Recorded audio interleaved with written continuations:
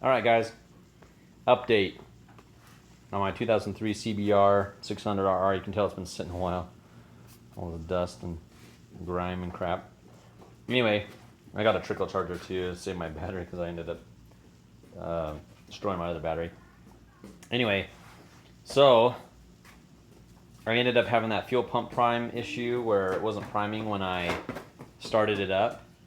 And, turn it on, flip the switch, no sound. So the problem actually was, and what I actually thought was my ECU.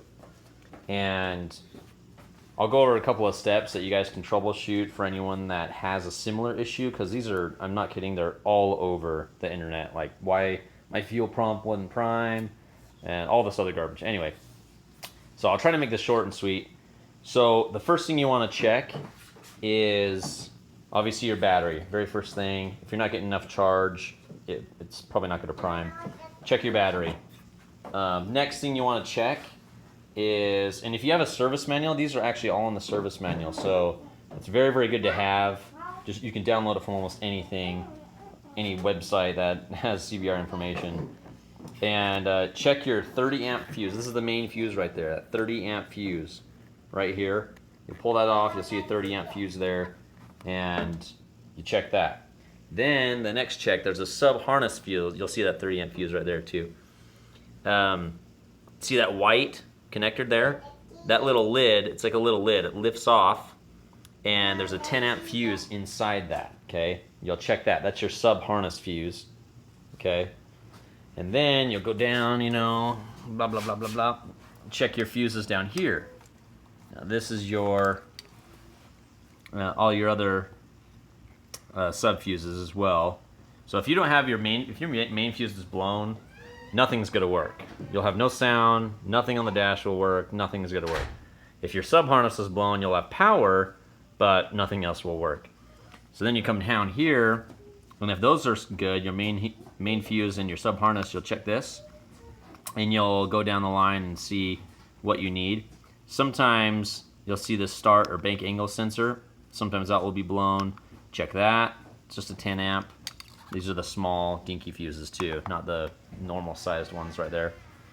And then if those are all good, then you kind of want to check your bank angle sensor and see if that's good. Okay, so this is your bank angle sensor right here, right in the middle of your headlights. Take the cowl off. I think it's the same on 06, 07 models as well, or 05, 06 models. I think it's in the same spot. Anyway, disconnect it, this black wire. And these actually, you just have to lift this. I don't know if you can see that, but there's a little clip. If you see that little U clip, you'll actually pull up on it towards the camera, and then it'll pull out. Don't try to jam a thing into it or anything like that. It took me forever to kind of figure it out. So anyway, pull up on it, pull out, and you're good.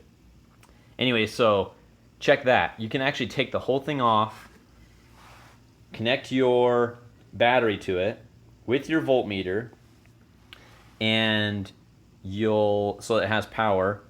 Then what you're going to do is you're going to have your voltmeter connected to it, and you're going to literally tip your bank angle sensor.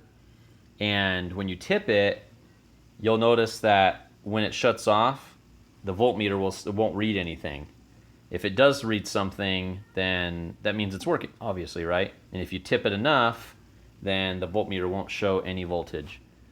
Anyway, and you have to tip those things basically sideways. Like your bike will have to basically be, pretty much on its side. It's pretty crazy how those work. But anyway, then if all those are fine, you're going to check your relays. You can do this and vice versa too. You don't have to check your bank angle sensor. You can check your relays first too, and then if it works, then check that. Anyway, so you're going to check this is your engine cutoff relay. So this thing clicks all the time. Whenever you start your engine, you click your ignition switch.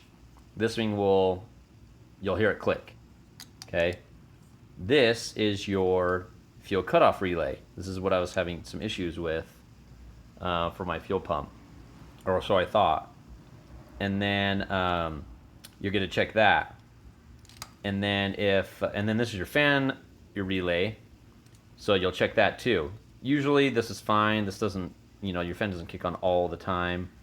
Other than in my last video where I explained that the fan did. They wired it that way. And then you have another relay actually, which is the same relay to your headlight. It's usually actually right next to these four. If yours is like normal, they'll be like, I don't know, like right here or right here or something. And the headlight relay is actually like off to the side. Some forums say that they don't even have that. I've seen that, but they should, because it goes to their headlights, unless it's a newer model that doesn't use it. Anyway, which I don't know. So check these. How you check these is you can if you have the service manual, you can get a voltmeter and a battery, and you can connect your leads to it. It's kind of annoying unless you have some alligator clips, which I don't. But so it's a little annoying. But you can check the voltage off of these, or you can check the resistance. You can check the also you can check if there's any continuity. So you'll check that. How you can check it without a voltmeter is let's say you think it's your fuel pump relay. You'll take this off, replace it with your fan relay. Then if it works, if your fuel pump primes, once you turn the ignition on and your ignition switch, then you know it's the relay. If it does not, and you want to see for sure if it is the relay, since this always clicks, you'll hear it. Every single time you start it, it'll click. Pull this one off, put this one on, see if it's the relay. See if this clicks when you start it up. And then if it does, then you know you got good relays. And then the next thing to check is your ignition switch. So this thing is sometimes faulty. This thing is pretty faulty sometimes. Mine was fine, but sometimes you can get some bad ones. And then if that's good, you'll notice your MIL light. This is called the multi-illuminated or something, multi-function illuminated light. I don't know. Anyway, basically it'll show you codes and stuff. If it's the oil light, it has a little oil symbol. Anyway, if that's bad, then this won't come on typically, or if it's faulty, maybe it'll come on sometimes. Mine was good. There's ways to test that too. If you take it all apart, you can test it with your voltmeter as well. Best friend right there. That's your best friend. And then next thing you want to check is your ignition. Sometimes there's a Zener diode is what it's called. It's a little capacitor that changes the 12 volts coming from the battery to the ignition back to the ECU, telling the fuel pump that the key is in it so you can prime. It's an anti-theft protection, kind of like the HISS system that are on a lot of Australian and European models. But this is integrated inside here. That Zener diode will go out, and if it goes out, that means that this little pink wire here will pump 12 volts, and it shouldn't. It should be 9 volts. So all you have to do is get your voltmeter, hook your negative lead to the chassis of the bike, and then all these greens are grounds, by the way. Hook it to the chassis of the bike, and then you'll come back and you'll get your red and connect it. You can just stick it up in there, and then if you turn it on, if you see 9 volts on your voltmeter, you're good. If you don't, if you see 12, that means your Zener diode's bad, and your ECU is not going to tell your fuel pump to turn on. The other issue is, and this is mine. This is the very last, basically last thing you should check, other than grounds and making sure there's no wires, no grounds touching a power and all that stuff grounding out, which is highly unlikely, I think, in terms of most of the bikes that haven't been tampered with, is the ECU. So this wire right here, this is the brown and black wire.